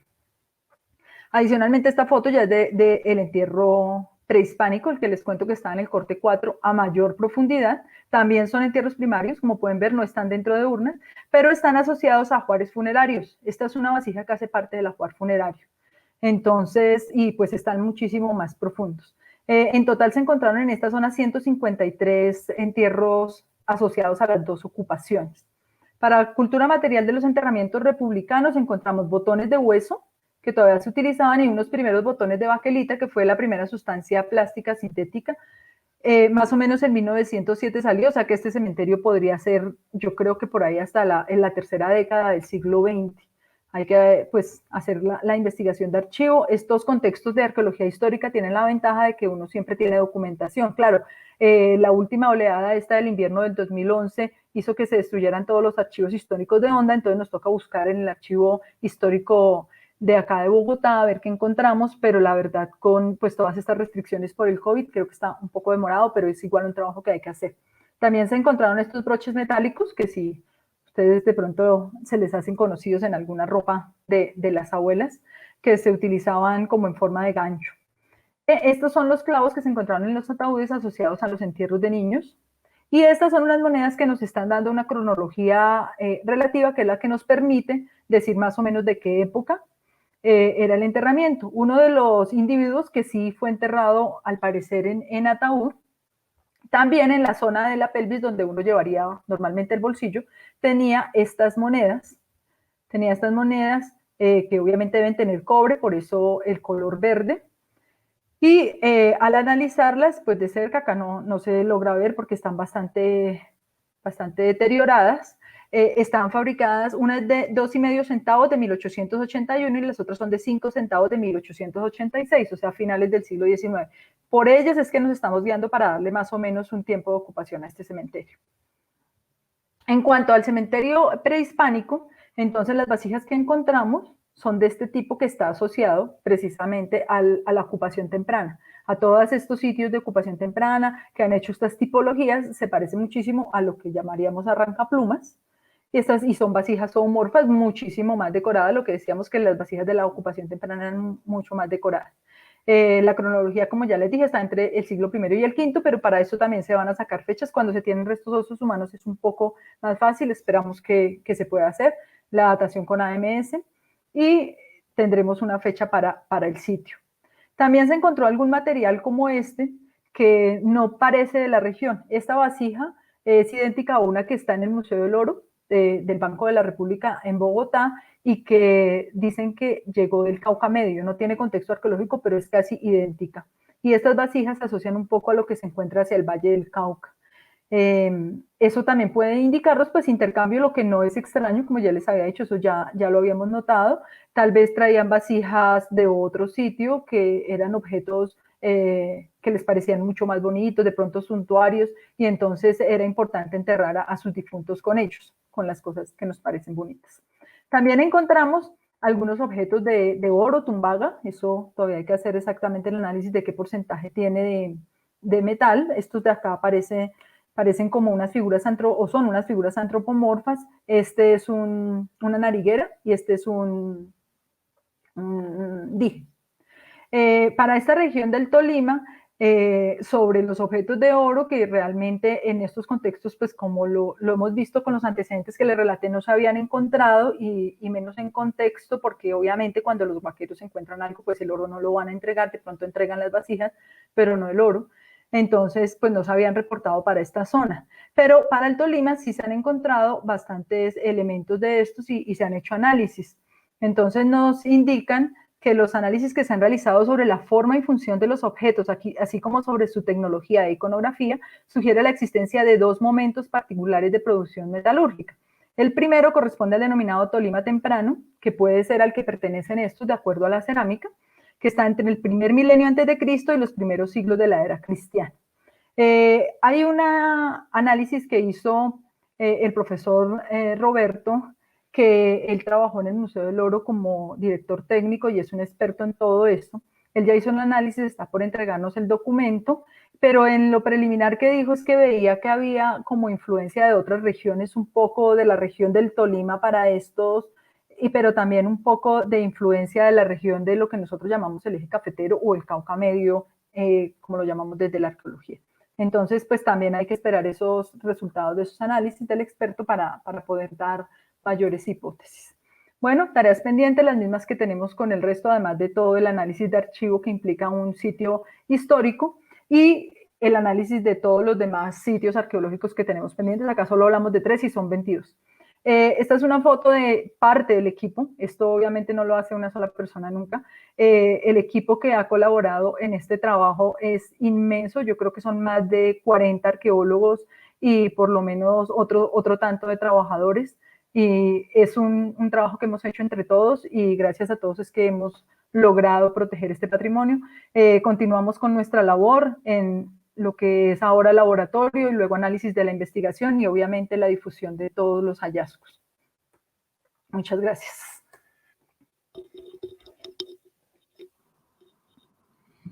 Querida Erika, qué maravilla poder ver después de la conversación que teníamos en diciembre a la fecha cómo se ha avanzado. La verdad es que este es un tema apasionante. A mí en particular me apasiona saber que toda esa historia ahí está contada y cómo empiezan a atar cabos, cómo empiezan a reconstruir quiénes habitaban, de qué manera, cuáles eran sus comportamientos. Es realmente maravilloso ese trabajo que se ha hecho. Aquí hemos tenido más de 60, casi 70 personas conectadas durante todo el tiempo. La información es muy rica, un trabajo muy riguroso, juicioso. Yo he sido testigo porque además ustedes, recién llegué yo aquí, también me invitaron a campo y estuve viendo ese trabajo minucioso con esos pinceles día a día de ese juicio, esa rigurosidad, esa paciencia que tienen que hacer. Acá tenemos algunas preguntas que quisiera yo leer para que vayamos interactuando un poco con el público. Nos pregunta Leonardo Márquez nos pregunta, eso que decía Juan Manuel Díaz que podía ser decoración de las urnas, ¿de qué material es? Esos aritos, los aritos que estaban ahí, que eran como unas argollitas. Sí. Son como unas cuenticas de collar. No, nosotros inicialmente pensamos que eran cuentas de collar, que de pronto era algún collar, pero es que estaban por toda la superficie de la tumba, entonces pues no tenía sentido porque las cuentas de collar las amarran pues obviamente con algún material biodegradable, pero las encuentra uno, no sé, como cuando se le rompe un collar ahí como todas junticas. Bueno, cuando se le rompe no, pero cuando deja como un collar ahí cerquita. Parece que son de vértebras de pescado. O sea, es lo que está reportado, pero entonces hay que llevarle al arqueozoólogo para que él nos confirme si sí son de vértebras de pescado o no, pero las que se han encontrado en otros sitios son de vértebras de pescado. Nos preguntaba también Fernando Castillo al comienzo de la conferencia, ¿se pueden datar los tiestos? Pues creo que durante la conferencia se respondió un poco la pregunta de que evidentemente todos esos análisis permiten generar unos tiempos y ya veíamos en el tardío o en el temprano esa especificidad, pero entendería yo que sí, que todas estas urnas, toda esta cerámica y todo esto pues se puede aproximar a una etapa, a un periodo. O sea, los tiestos como tal se pueden datar si asociados a ellos encontramos, no sé, por ejemplo, carbón vegetal, o de pronto encontramos algún elemento orgánico. Tenemos que encontrar, de pronto, no sé, hay algunos tiestos que están definidos para una ocupación súper temprana en la zona de la costa que tienen, creo que tampoco se podrían datar porque tienen desgrasante fibra vegetal, pero pues al quemar precisamente ese desgrasante desaparece. Podemos datar las sustancias orgánicas. Entonces acá tenemos la ventaja de que como son contextos funerarios, pues tenemos huesos. Lo que más se data son los dientes o lo que tenga colágeno, y el carbón vegetal es el mejor elemento para dataciones. Perfecto, Erika, gracias. Nos pregunta Diego Fernando Borque, dice buenas tardes para todos, nos gustaría saber cuál será la disposición final de este material o si se tiene planeado fortalecer el Museo del Río, por ejemplo. Esa es una pregunta súper interesante y para nosotros y para el ICANN muy importante.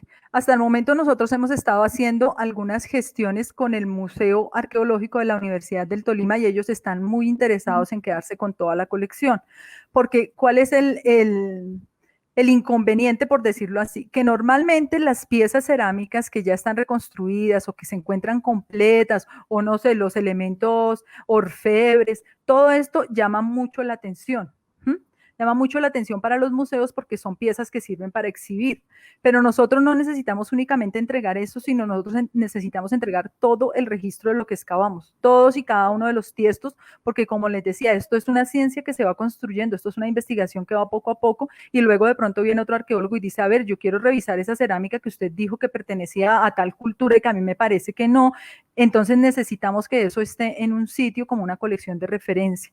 Entonces tratamos de ubicarlo en un lugar en donde reciban toda la colección completa para que sepamos que todo lo que se encontró en este proyecto está en determinado lugar para que todo el mundo tenga acceso. Claro que es importante que todos los museos regionales lo tengan y la idea es que las personas naturales o jurídicas que estén interesadas en la tenencia deben hacer una solicitud. La solicitud, yo no escojo, ni nosotros como equipo escogemos quién se queda con eso lo hace el ICANN.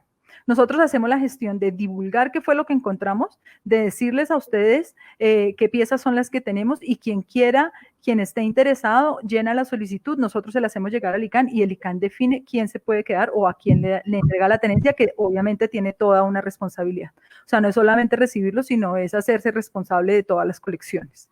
Hasta el momento, los más interesados son la Universidad del Tolima y pues los entes universitarios o los museos regionales nos parece al equipo de arqueología que son pues la mejor opción. Si el Museo del Río está interesado sería fantástico, pues hay que ver también la capacidad, porque ustedes saben que un museo no es un negocio, no es algo que se mantiene solo, sino es algo que necesita un presupuesto, necesita un curador, necesita espacios, necesita, y más en un clima como el de Honda, entonces es algo que finalmente define el ICANN, pero claro que lo importante es que se quede en la región. Gracias, Erika. Yo le preguntaba, de hecho, a la maestra Beatriz la semana pasada, porque era una conversación que tú y yo tuvimos hace mucho tiempo cuando empezó esto, como que botábamos ideas sobre que alguno de esos sitios, la Cajita, hubiese podido haber sido un museo de sitio, ¿no? Como los hay en el Perú, como los hay en México. Y nos respondía la maestra Beatriz, pues de manera muy sensata, y es efectivamente se puede hacer, pero eso implica una decisión del municipio, del territorio, del ICANN, no solamente. Y además eso requiere pues toda una infraestructura, unos cuidados, una vigilancia, unos servicios públicos. Todos esos proyectos son maravillosos, pero detrás de eso evidentemente hay que pensarse en la sostenibilidad de esos espacios, porque además para uno como Banco de la República sería maravilloso poder albergar alguna de esas piezas, pero eso requiere también pues todo un tema de museografía, unas urnas, unos espacios, un cuidado que se debe tener y todo eso implica obviamente unos gastos y unos costos. Ojalá pudiese alguna institución de la región que dijera y se pudiera hacer cargo y tuviera la tutoría de todas esas piezas porque hacen parte de esta región y maravilloso que pudiera ser así. Por acá nos pregunta también Lina Velarde, ¿de qué manera se puede acceder a la información bioarqueológica de los sitios mencionados? A la información, toda la información que nosotros obtengamos a partir de todo este trabajo va a quedar en un informe final en el ICANN. Toda la parte bioarqueológica se está haciendo con el acompañamiento, que realmente lo está haciendo de manera voluntaria el profesor José Vicente Rodríguez de la Universidad Nacional, y todo lo que tengamos, todas las colecciones que queden de restos óseos van a poder ser consultadas por el investigador que a bien lo tenga en el sitio en donde quede la tenencia de los restos óseos. La idea de los restos óseos sí preferimos que queden en una universidad que tenga un laboratorio con las capacidades, puede ser, no sé, la Universidad Nacional que tiene un laboratorio de bioarqueología o no sé, la Universidad de Antioquia. Hay que hacer todo el trámite para ver a quién define darle la tenencia el ICANN, pero pues lo más seguro es que pueda ser de pronto con la Universidad Nacional, que es donde tenemos la mayor cantidad de colecciones de referencias osteológicas, además que los restos óseos son de especial cuidado no solamente por su conservación, sino por un tema ético que ha surgido en la arqueología en todo el mundo en los últimos años. Si ustedes van a muchos países ya no hay forma en que en un museo exhiban restos óseos porque finalmente están exhibiendo a nuestros antepasados, eso ya no es ético, y muchos incluso de nuestras comunidades indígenas o de comunidades indígenas de algunos países como de Australia o de Estados Unidos no permiten que se hagan ese tipo de exhibiciones. Entonces las colecciones bioarqueológicas pues deben quedar en un laboratorio de bioarqueología y toda la información va a quedar en el ICANN.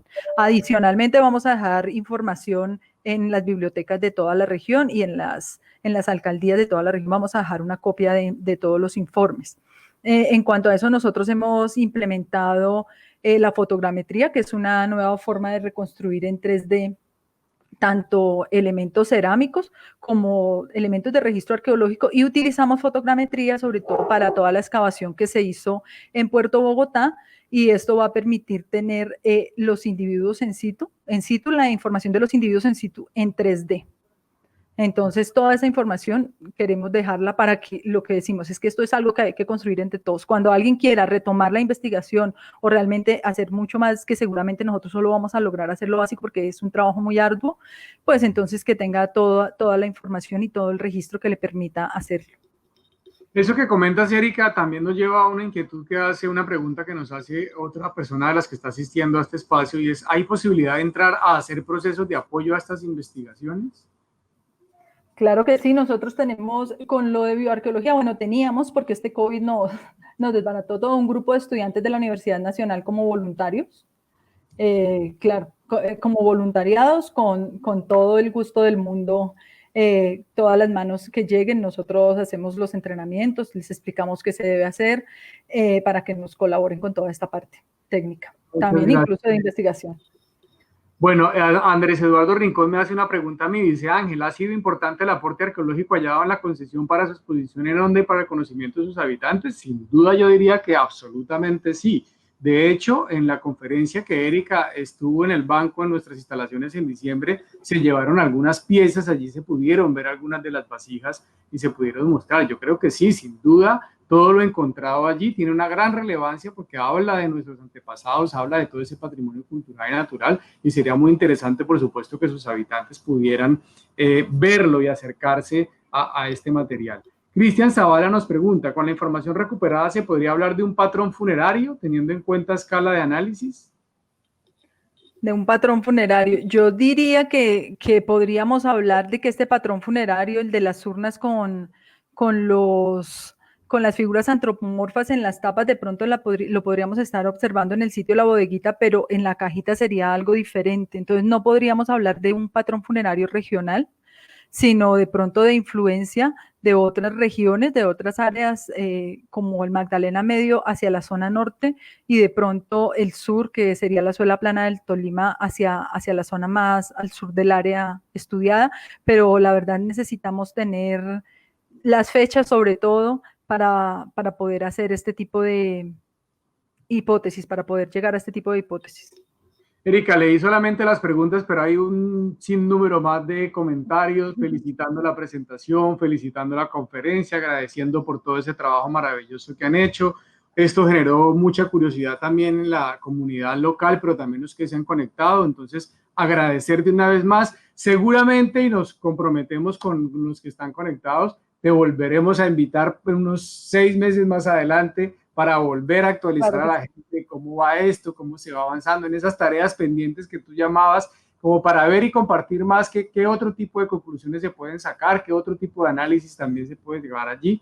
Y pues agradecerte, Erika, a ti, a todo el equipo de arqueólogos y a todo el equipo que hay detrás de eso, porque como bien lo mencionabas tú, pues este es un equipo de gente que con mucha rigurosidad, paciencia, técnica y conocimiento han hecho un trabajo muy importante. Así que, Erika, muchas gracias a ti por haber hecho y ser la vocera de ese equipo maravilloso que ha hecho esta tarea.